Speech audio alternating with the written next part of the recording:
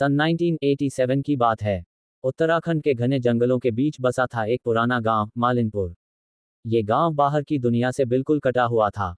ना सड़कें, ना बिजली और ना ही कोई आधुनिक सुविधा। यहाँ के लोग पुराने रीति रिवाजों को मानते थे। लेकिन इस गांव के बारे में एक अफवाह सदियों से फैली हुई थी। यहाँ हर तीसरे साल रात्रि अमावस्या पर राक्षसी पूजा होती है। युवक अर्जुन दिल्ली का एक रिसर्च स्टूडेंट था, जो लोक कथाओं और अंधविश्वासों पर शोध कर रहा था। जब उसने मालिनपुर के बारे में पढ़ा तो उसका रोमांच जाग उठा। वो कैमरा, टेप रिकॉर्डर और एक डायरी लेकर गांव की ओर रवाना हो गया। गांव पहुंचते ही उसे अजीब सा सन्नाटा महसूस हुआ। कोई बच्चा सड़क पर खेलता नहीं दिखा और हर घर के दरवाजे पर किसी न किसी जानवर की खोपड़ी टंगी हुई थी। अर्जुन ने गांव के बुजुर्ग बाबा शंकरलाल से मिलने का निर्णय लिया। बाबा शंकरलाल ने कहा, बेटा, यहाँ की जमीन पर परछाई भी डरती है। ये गांव देवी, काल देवी का बंधक है।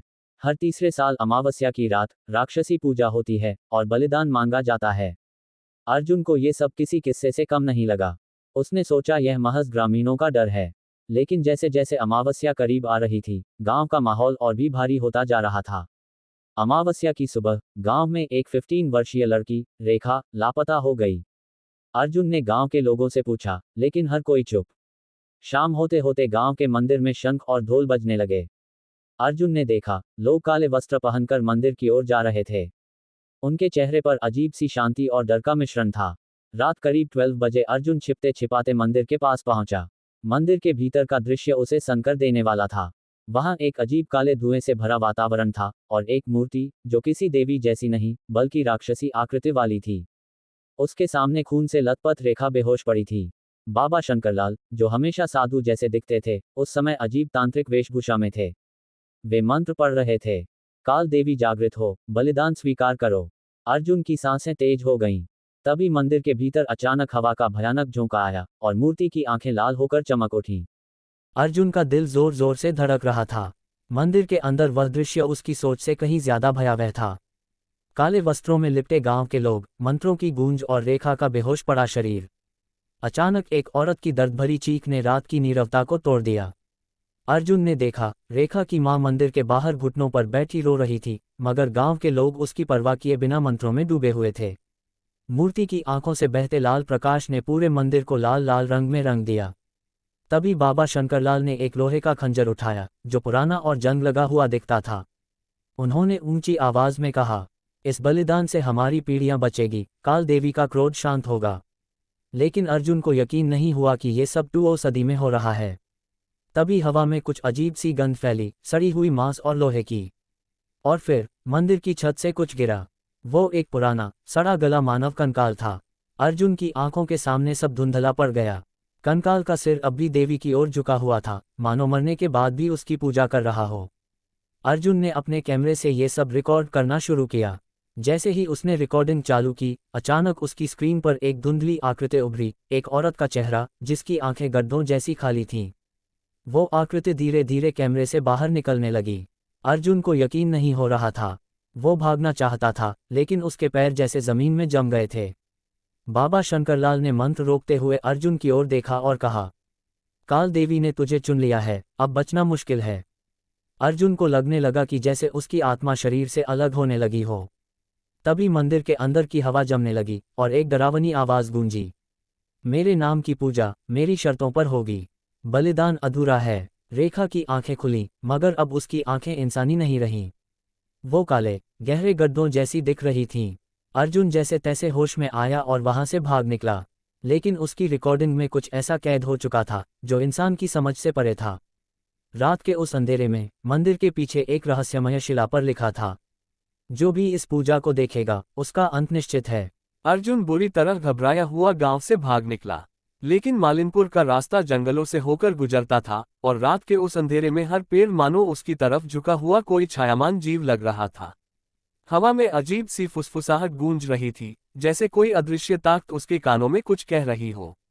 आवाज इतनी साफ थी मानो कोई कह रहा हो, तूने जो देख लिया है वो अब तुझसे कभी अलग नहीं होगा। अर्जुन का दिमाग शून्य में जा चुका था। वो लगातार दौड़ता रहा, लेकिन अंधकार में रास्ता भटक गया। वो एक बार फिर उसी मंदिर के पीछे के शिला के पास पहुंच गया, जहां पत्थर पर वही शापित वाक्य लिखा था। उसने ध्यान से देखा तो पाया कि शिला पर किसी ने खून से नया संदेश लिखा था। अब अगला बलिदान तू है। अर्जुन के पीछे अचानक किसी के कदमों की आहट सुनाई दी।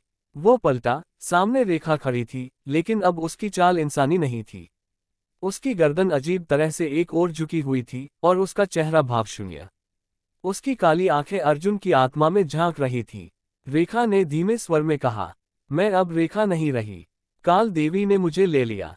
अब तेरी बारी है। अर्जुन के पैरों तले जमीन खिसक गई।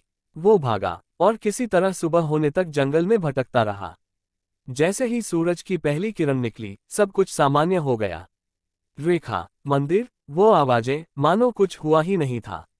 लेकिन असली झटका तो तब लगा जब अर्जुन ने अपने कैमरे की रिकॉर्डिंग देखी। रिकॉर्डिंग में सिर्फ वही नहीं था, उसकी पीछे की स्क्रीन पर बार बार एक चेहरा दिख रहा था। एक बूढ़ी औरत जो किसी देवी का रूप ले चुकी थी, मगर उसके चेहरे पर असहनीय क्रूरता थी। उसने उस वीडियो को दिल्ली के एक प्रोफेसर डॉक्टर रहमान को भेजा। डॉक्टर रहमान ने वीडियो देखने के बाद फोन किया और कांपती आवाज में कहा, अर्जुन, ये काल देवी नहीं बल्कि अभिशप्त आत्माओं की रानी है।